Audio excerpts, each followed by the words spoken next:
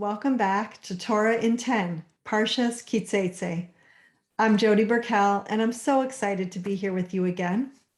What's the life-changing idea Rabbi Sacks of Blessed memory teaches us this week?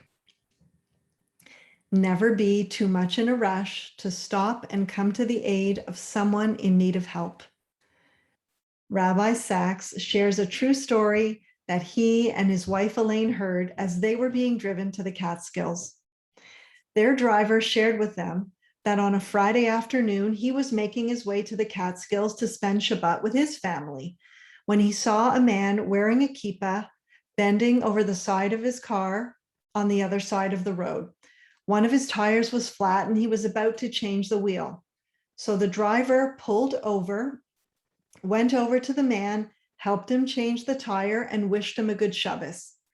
The man thanked him and took off his kippah and put it in his pocket. The driver said, "Oh, you don't wear it all the time?" The man replied, "I'm not Jewish. I just know that if I'm wearing one of these, I know a Jew will stop and help me." Rabbi Sacks shares the story because of its connection to the commandment in this week's Parsha. Do not see your brother's donkey or his ox fallen on the road and ignore it. Help him lift it up. This commandment, among many in this Parsha, opens our eyes to an ideal society, one in which we would all want to belong, a place where people are good neighbors and are willing to help even a stranger in trouble, where people care about the welfare of others, and when they see someone in need, they don't walk by. Our sages discuss the meaning of this command. Is it about the welfare of the animal that's suffering under a heavy burden? Because we have a commandment called Sar Balei Chaim, which is the prevention of the suffering of animals. 3,000-year-old animal rights. Take that, PETA. Maimonides thought that perhaps it had to do with the welfare of the animal's owner, who in ancient times, when someone was stranded by the roadside, was in danger. The sages discuss the connection between the similar but different command. If you see your enemy's donkey fallen under its load, don't pass by, help him load it. They said that all other things being equal, if there's a choice between helping a friend and helping an enemy, we should help our enemy first. The idea is that when we do this, we overcome our negative inclination, and our gesture might just turn an enemy into a friend. In general, Maimonides says that we should do for others who are in distress what we would do for ourselves in a similar situation. All of this is part of a sociological principle called social capital, the wealth that has nothing to do with money and everything to do with the level of trust within a society. There's no price tag large enough for this. To know that we're surrounded by people who have our best interest at heart, who will return our lost property, who will look after our children as if they were their own, and who generally contribute to a good neighborhood, which is an essential component of a good society. Harvard sociologist Robert Putnam, famous for his article Bowling Alone, spoke about the decline in social capital in modern times. But in another, more recent study, he showed that indeed, social capital was alive and well, but more prevalent in certain locations, specifically religious communities, places of worship that still bring people together in shared belonging and mutual responsibility.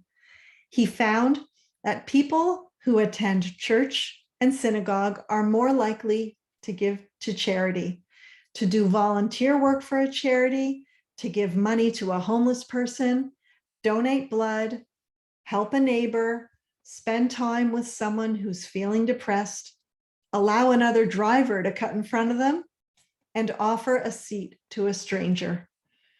Rabbi Sacks says, regular attendance at a house of worship turns out to be the best predictor of altruism and empathy, better than education, age, income, gender, and race.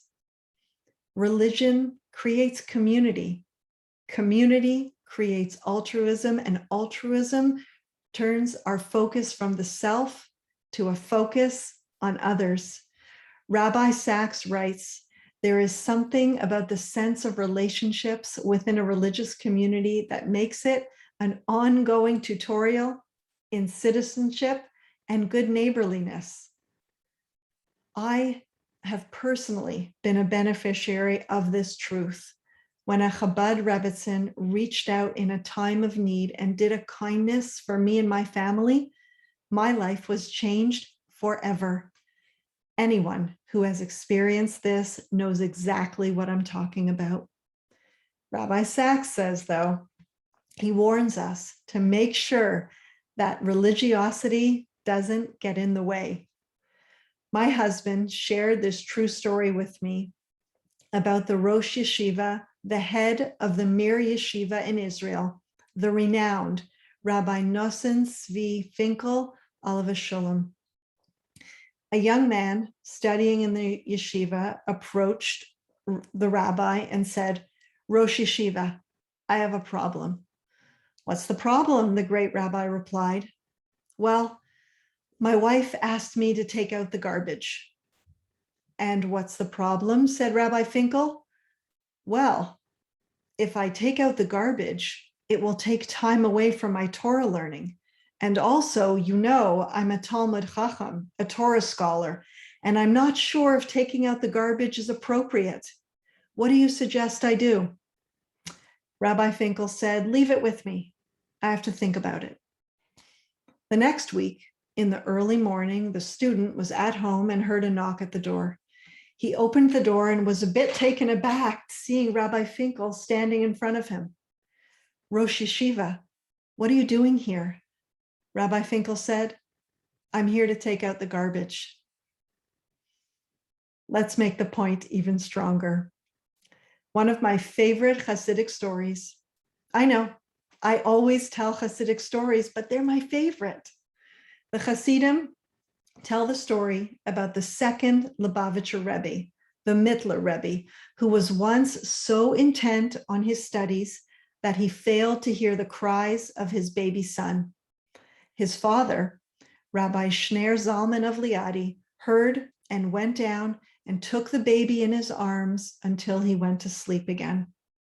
Then he went to his son, still deeply learning, and said, my son, I don't know what you're studying, but it's not the study of Torah if it makes you deaf to the cry of a child. In To Heal a Fractured World, probably my favorite book of all time, Rabbi Sacks says, to live a life of faith is to hear the silent cry of those in need, the lonely, the poor, the sick, and the disempowered, and to respond. For the world is not yet mended. There is still work to do, and God has empowered us to do it with him, and for his faith in us. Our sages taught, someone else's physical needs are my spiritual obligation. Now we can more deeply understand the commandment in our Parsha. Don't see and ignore. Basically, it's telling us there's no conflict between our religious obligations and our obligations to humanity. They're one and the same. If our Torah learning is deafening us to the struggles, pain, and suffering around us, we're not learning Torah. Rebbetzin Dina Weinberg says, Torah is not education. Torah is transformation. The more Torah we learn, the more sensitive we should become. All the rabbis tell us that these parshas that we've been learning as we approach Rosh Hashanah are about personal refinement and getting ourselves together in anticipation of the high holidays. But how do we do this? We have to take what we learn and put it into our heart, because it's our heart that causes us to act. And Judaism is a religion of action. Life is busy. I'm always rushing from one thing to the next. I have to remind myself to slow down and listen, because it's in the quiet moments that we can notice. Does a friend need a listening ear? Is there someone in my family who's going through a rough time and needs help? Is my neighbor out of work?